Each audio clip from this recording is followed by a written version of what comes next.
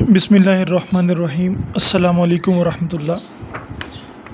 Punjab university MSc zoology part 2 environmental biology का ये first lecture.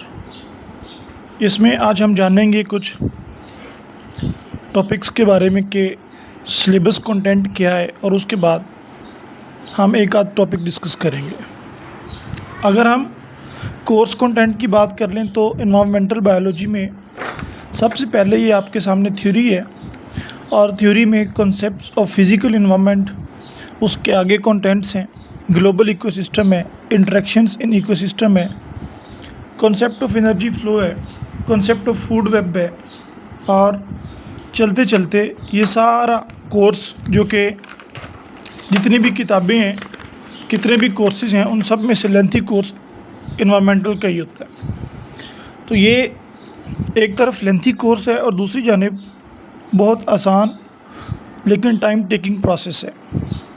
इसके लिए आपके पास 3 बुकलेट्स का होना ज़रूरी है, साथ में कुछ असाइनमेंट्स भी।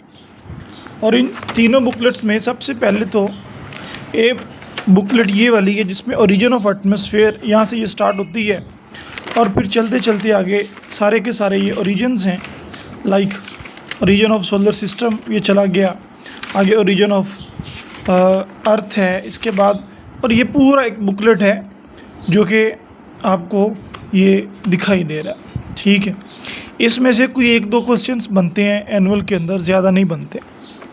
उसके बाद जो रेफरेंस बुक्स हैं मॉलिस एंड मिकनी की, उनमें आपके पास इस बुकलेट का होना ज़रूरी है। इसके सामने भी सिलेबस कंटेंट है, लेकिन इसके आगे चैप्टर 2 लाइफ ऑन लैंड, और उसके बाद ये चलते चलते चैप्टर 3 आएगा आगे, लाइफ इन वाटर, और फिर चैप्टर 4 आएगा एनर्जी रिलेशनशिप्स, और फिर पॉपुलेशंस ग्रोथ एट्सेट्रा। इसमें से भी कोई 2, 3, 4 क्वेश्चंस बनते हैं। सबसे इम्पॉर्टेंट ये होना चाहिए आपके पास। इसके लिए मैं आपको एक पेज दिखाता हूँ, वो आपके पास बुकलेट ये है कि नहीं, इससे आपको कंफर्म हो जाएगा। इस तरह करके इसमें कंटेंट्स है। ठीक है, चैप्टर 1, 2, 3, 4, 5 लिखियो। और तीसरे नंबर पे आपके पास होना चाहिए, ये बुक होनी चाहिए आपके पास। ठीक है, इसमें से भी खैर कोई 2-3 क्वेश्चंस हैं, लेकिन ये बहुत लेंथी है, आपको करना पड़ेगा। ठीक है, और आपने बाहर जो आवाज़ें आ रही हैं उसकी तरफ तवज्जो नहीं करनी। ठीक है, क्योंकि डे टाइम है। और अच्छा, इसके बाद ये वाले 3 बुकलेट्स अगर हैं तो फिर हम इंशाअल्लाह ताला अपना सिलेबस कर लेंगे। आपको गाइडलाइन मैं प्रोवाइड करता जाता हूँ। इसमें ना कोई 5-7 टॉपिक इस तरह के एनवायरमेंटल में जो हर साल नहीं तो तकरीबन वो most of the years repeat होते हैं, और उनमें सबसे इम्पॉर्टेंट टॉपिक सक्सेशन है। सक्सेशन वाला टॉपिक आज हम करेंगे ताकि हमारा जो आगाज़ है वो अल्लाह के फजल से कोई अच्छा हो जाए। उसके बाद फिर हम आहिस्ता आहिस्ता 2-2, 3 टॉपिक्स को करके चलते रहेंगे। और अगर सक्सेशन को आप लोग देखना चाहते हैं तो ये सक्सेशन एंड स्टेबिलिटी वाला टॉपिक है। इसमें community change during succession, ecosystem change during succession, mechanism of succession, community and ecosystem stability. तो ये जब मैं एमएससी ज़ूलॉजी में था उस वक़्त मुझे असाइनमेंट मिली थी इसके ऊपर। तो ये असाइनमेंट हो सकता है आपके पास भी हो, अगर नहीं है तो आप ये फ्याजी वालों से ले सकती हैं। इस पर बहुत अच्छा काम किया था। सबसे पहले तो एनवायरमेंटल बायोलॉजी की डेफिनेशन, क्योंकि कोई भी सब्जेक्ट है कितना भी आसान है उसका हमें बेसिक पता होना चाहिए। ये ब्रांच ऑफ बायोलॉजी है जो फोकस करती है on scientific study of origins, functions, relationships, interactions and natural history of living populations, communities, species and ecosystems in relation to their dynamic environmental processes is known as the environmental biology. Masters level पर ज़रा ये मुश्किल मैंने लिखी है, लेकिन in simple अगर हम देखें तो relationship of living organisms to its environment, it is called environmental biology. अब सक्सेशन और स्टेबिलिटी को अगर आपने असाइनमेंट के अलावा रेफरेंस बुक से देखना है तो वो मिकनी की बुक है, 453 पेज। मैं आपको अगर दिखा सकूं तो ये वाला बुकलेट जो इसके नीचे पड़ा हुआ है, ठीक है, ये वाला 453 पे आप जाके इसको फाइंड कर सकते हैं। और अगर दूसरी रेफरेंस बुक देखनी है ये वाली, इसमें ये आपको दिखाई देगा 188 पेज के ऊपर, 188 पेज के ऊपर ये दिखाई देगा। तो 453 188 ये रेफरेंस बुक के पेजेस। और सबसे पहले मैंने सक्सेशन एंड स्टेबिलिटी का सिलेबस कंटेंट और फिर उसके बाद पास्ट पेपर में जो क्वेश्चंस आ चुके हैं उनको ऐड किया। अगर आप देखें तो 2019 में भी क्वेश्चन आया, define biological succession, population change over time during succession in nature process, explain the process statement. उसके बाद biological succession is outcome of instability present in an ecosystem, discuss statement. फिर 2015 में भी, और इसी तरह चलते चलते ये 2020 में जब हमने एनुअल एग्ज़ाम दी उस वक्त भी आया, उसके बाद सप्लीमेंट्री एग्ज़ाम में भी ये सक्सेशन का क्वेश्चन जो है वो आया था।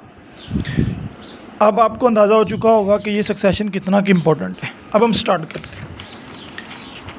Succession is a series of progressive change in the composition of an ecological community over time। मतलब किसी जगह पर कुछ भी नहीं हो, एक बेयर रॉक हो, एक चट्टान हो, वहाँ पर एक लाइकन, छोटा सा ऑर्गेनिज्म है, वो चला जाए और फिर लाइकन के जाने की वजह से वहाँ पर चेंजेस आना शुरू हो जाए और फिर चेंज आते आते ऐसी चेंज आए कि वो एक बेयर रॉक पूरी की पूरी इकोसिस्टम में बदल जाए। इसको सक्सेशन कहते हैं। Chapter number 25 second year biology में भी इसको बड़ी पोलाइट तरीके से डिस्कस किया गया। या the change in the community structure and non living environment of an ecosystem over a period of time, it is called succession. या तीसरी definition, gradual change in the species composition of a given area is known as ecological succession. तो community change during succession, ये मैंने बिल्कुल topic content के हवाले से बनाए हैं, जिस तरह सिलेबस कंटेंट है, जिस तरह क्वेश्चन आता है। तो दो सक्सेशन की टाइप है, प्राइमरी और secondary. Primary succession involves the gradual establishment of biological communities on nearly lifeless ground, यानी जहाँ पर पहले कुछ भी नहीं था नेचर में, वहाँ पर अगर कोई इकोसिस्टम बने उसको प्राइमरी सक्सेशन कहते हैं। या सेकेंडरी सक्सेशन हम उसको कहते हैं जब एक इकोसिस्टम था, उसमें कोई आग लग गई, कोई नेचुरल डिज़ास्टर आ गया, कोई फ्लड आ गया और उसके बाद वहाँ से टोटल स्पीशीज़ एलिमिनेट हो गई और फिर वहाँ पर जो सक्सेशन हो उसको सेकेंडरी सक्सेशन कहते हैं।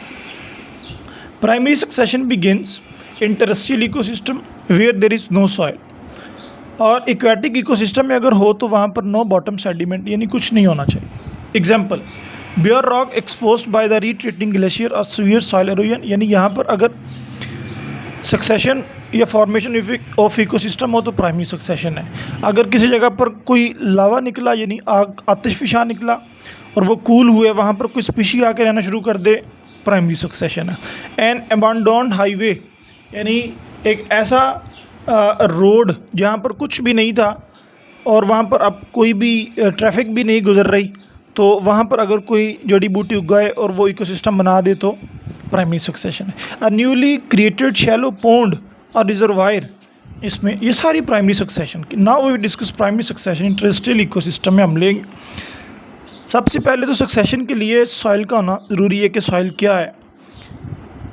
Soil is the mixture of rock particles, decaying organic matter, air, water and living organisms. ठीक हो गया। Before the community of plant consumers and decomposers can become establish on land, there must be soil. Soil का होना बहुत ज़रूरी होता है। अब देखते हैं हम stages involve in the primary succession. तो ये 5-6 स्टेजेस हैं। लाइकन एंड मॉसिस स्टेज, सबसे पहले किसी एरिया पर लाइकन्स आएंगी और ये पायनियर स्पीशीज़ कहलाती, ठीक है। उसके बाद ये जब भी आएंगी तो ये थोड़ी थोड़ी सी trapping wind blown soil particles and tiny species of detritus, ये विंड को थोड़ा सा हिंडर करेंगी, रोकेंगी और फिर वहाँ पर ख़ुद जब इनकी डेथ होगी तो ये डेट्राइटिस के तौर पर, डेट्राइटिस से मुराद होता है dead organic matter of plants, तो ये डेट्राइटिस प्रोवाइड करेंगी। जब डेट्राइटिस होगा तो produce tiny bits of organic matter secreting mild acid by lichen, कुछ लाइकन्स एसिड भी रिलीज़ करती हैं जिसकी वजह से वो रॉक को, पत्थर को तोड़ देती हैं। फिर उसके बाद जब लाइकन आ गया उसके बाद मॉसिस आएंगे। मॉसिस अराउंड से बड़े होते हैं। फिर अर्ली सक्सेशनल प्लांट्स, मॉसिस के बाद फर्न स्टेज आती है। फर्न्स ट्रिक्योफाइट्स हैं, यानी वेस्कुलर एंड बंडल्स होते हैं, इनमें जाइलम और फ्लोएम होते हैं ये। उसके बाद बच्चे ग्रासेस, उसके बाद हर्ब्स, और फिर उसके बाद फाइनली वहाँ पर ट्रीज़ आ जाते हैं, ठीक है। लेट सक्सेशनल स्पीशीज़ में ट्री आ जाएंगे, ठीक है। Lichen, mosses, herb, shrubs, trees, ये 5-6 स्टेजेस में एक पूरा इकोसिस्टम बनता है। और इसको डायग्राम के ज़रिए से देखना है तो ये देख लो। सबसे पहले लाइकन्स थे, लाइकन्स के बाद मॉसिस आए, फिर स्मॉल ग्रासेस आई, फिर फर्न्स प्लांट्स आए, फिर शर्ब्स वगैरह आई, यानी छोटी छोटी झाड़ियाँ सी आई, फिर लार्जर ट्रीज़ आए, और फिर ओक दरख्त को कहते हैं, ठीक है। यानी फाइनली किसी एरिया पर जो पॉपुलेशन होती है वो ट्रीज़ की ही इस्टेब्लिश होती। तो ये we can say in case of primary succession a bare rock change into complex forest community. एक तो ये हो गया। अब है secondary succession. Secondary succession involve the re establishment of biological communities in area where a biological community is already present. यानी जहाँ पर कोई सक्सेशन या स्पीशीज़ थी, लाइफ चल रही थी, कोई डिज़ास्टर हुआ तो उसकी वजह से कोई दोबारा से लाइफ, जैसे कि उसमें एक एग्जांपल है आपके यहाँ secondary succession of an abandon farm field in North California में ऐसा हो चुका है। फिर उसके बाद सेकेंडरी सक्सेशन में चूँकि सॉइल मौजूद होती है, न्यूट्रिएंट्स मौजूद होते हैं, प्राइमरी सक्सेशन की तरह इन्वायरमेंट नहीं होता, तो यहाँ पर जो पहली स्पीशी है, जो पायनियर स्पीशी है, वो एक ट्री का सीड भी हो सकता है। अगर ये दरख्त है, ये डोमिनेंट है, इसका सीड यहाँ पर मौजूद है, तो ये सीड पहले आ गया या पहले जर्मिनेट हो गया, तो सीड डायरेक्टली भी पायनियर स्पीशी हो सकता है सेकेंडरी सक्सेशन में। और सेकेंडरी सक्सेशन बड़ा थोड़ा टाइम लेती है। आगे मैंने शायद इनका कंपैरिजन भी कहीं किया हो, ये कंपैरिजन भी हम करते हैं। तो ecosystem change during succession, ecosystem change होता है, और इकोसिस्टम में इकोसिस्टम का स्ट्रक्चर भी चेंज होता है, फंक्शन भी चेंज होता है। अब इमेच्योर इकोसिस्टम, यानी जब इकोसिस्टम अर्ली सक्सेशनल स्टेज पे हो, मैच्योर जब लेट पे हो। जब इकोसिस्टम बना रहा होता है तो प्लांट साइज़ पहले छोटा होता है, फिर बड़ा हो जाता है। स्पीशीज़ पहले थोड़ी होती हैं, फिर ज़्यादा हो जाती है। ट्रॉफिक स्ट्रक्चर, ट्रॉफिक बोलते हैं फीडिंग लेवल्स को, ठीक है। ट्रॉफोस से फीडिंग लेवल्स, पहले ट्रॉफिक स्ट्रक्चर मोस्टली प्रोड्यूसर्स पहले प्लांट ही होते हैं, फ्यू कंज्यूमर्स होते हैं, लेकिन बाद में मिक्सचर आ जाता है। इकोलॉजिकल निश, निश किसको बोलते हैं? निश अगर आपने पढ़ा हो तो role of a species in an ecosystem is called niche. It is the role of species in an ecosystem, यानी कोई जानदार रह के इकोसिस्टम में क्या रोल प्ले करता है। नहीं, पहले फ्यू मोस्टली जनरलाइज्ड होंगे, यानी कुछ भी नहीं करेंगे, लेकिन बाद में काफ़ी सारे ऑर्गेनिजम्स, जैसे प्लांट हैं, प्लांट क्या करते हैं? खुराक बनाते हैं, तो खुराक का बनाना ये उनकी इकोलॉजिकल निश है। उसके बाद कम्युनिटी ऑर्गेनाइजेशन पहले थोड़ी होगी, फिर बाद में ज़्यादा हो जाएगी। फंक्शन में क्या होगा? बायोमास, बायोमास से मुराद जो प्लांट का मैटर है, जो कि फूड के तौर पे इस्तेमाल होगा, पहले थोड़ा था फिर ज़्यादा। नेट प्राइमरी प्रोडक्टिविटी, यानी पहले इकोसिस्टम जब बनता है तो नेट प्राइमरी प्रोडक्टिविटी से मुराद ये कि वहाँ पर खाने वाला कोई नहीं होता, तो वो हाई होती है, लेकिन बाद में उन प्लांट को खाने वाले ऑर्गेनिज्म आ जाते हैं, लो हो जाती है। फूड चेन, फूड वेब्स पहले सिंपल होती हैं, फिर कॉम्प्लेक्स हो जाती हैं। एफिशिएंसी ऑफ न्यूट्रिएंट्स रिसाइकलिंग पहले लो होती है, फिर हाई, यानी कि पहले बैक्टीरिया वगैरह नहीं होते, बाद में वो आके efficiency of nutrients recycling start करवाती। एफिशिएंसी ऑफ एनर्जी यूज़ पहले लो है, फिर हाई है। ये एक इस हवाले से इकोसिस्टम चेंज ड्यूरिंग सक्सेशन में क्या क्या होता है।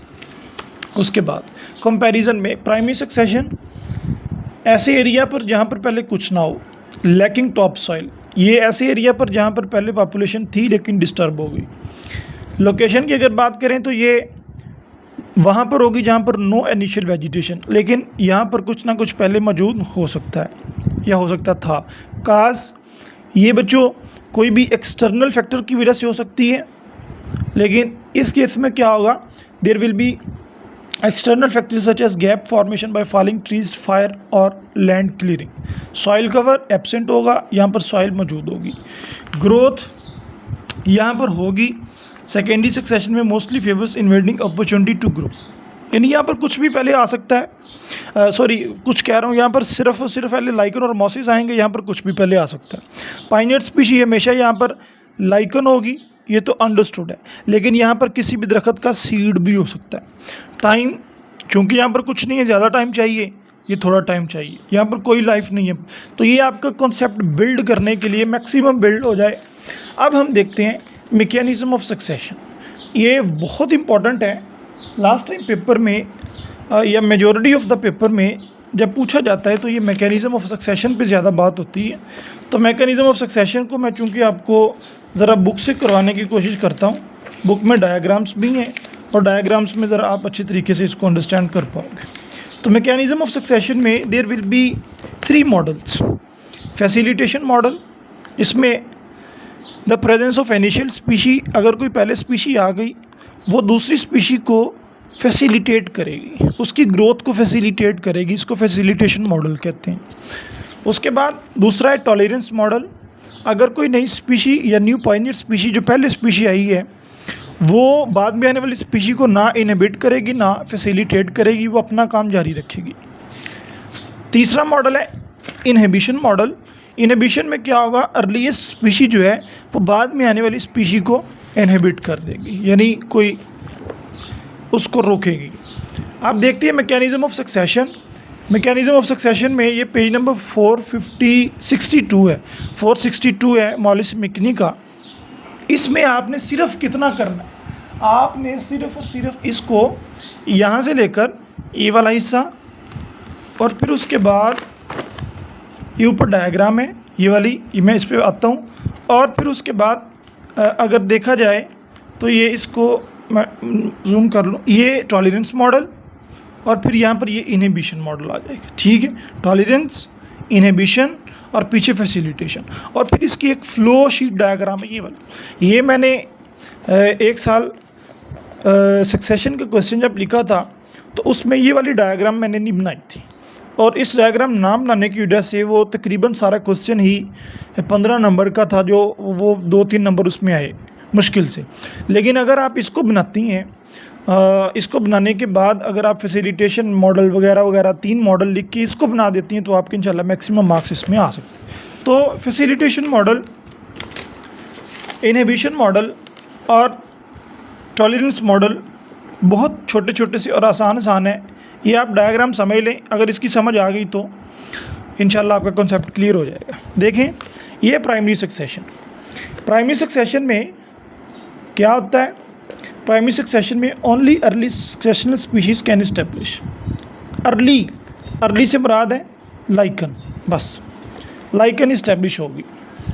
उसके बाद ये है any species can able to tolerate. खैर कोई भी स्पीशी अगर आए जब सक्सेशन बिगिन हो, प्राइमरी हो या सेकेंडरी हो, तो फिर first species to establish modify environment, उस एनवायरनमेंट में भी चेंजेस आती हैं। ठीक है, अब ये स्पीशी सक्सेशन बिगिन हुई, प्राइमरी सक्सेशन हुई या सेकेंडरी सक्सेशन हो, उन दोनों से एनवायरनमेंट चेंज होता है। और एनवायरनमेंट अब किस तरह चेंज होता है, इसमें 3 लाइनें उन्होंने निकाल दी हैं आगे, और तीनों में सबसे पहले है फैसिलिटेशन, यानी एनवायरनमेंट चेंज कैसे होगा। फैसिलिटेशन में ये है कि environment less suitable for earlier species. Facilitation में क्या होगा, environment less suitable for earlier species.